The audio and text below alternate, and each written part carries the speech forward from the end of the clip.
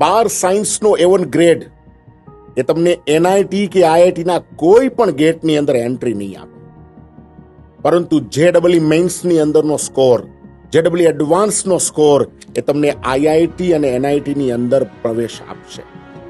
હું હંમેશા કહું છું કે એન્જિનિયરિંગની અંદર કઈ કોલેજમાંથી તમે એન્જિનિયરિંગ કરો છો એનું ખૂબ ઇમ્પોર્ટન્ટ છે.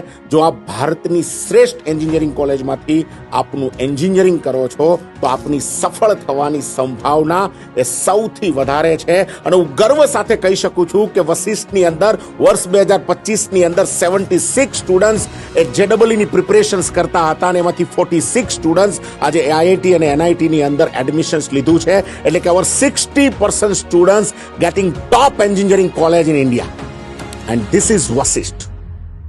આપના બાળકની પણ એ વશિષ્ઠમાં ભણવાથી એની સફળ થવાની સંભાવના, એની સિલેક્ટ થવાની સંભાવના એ ખૂબ જ વધારે છે.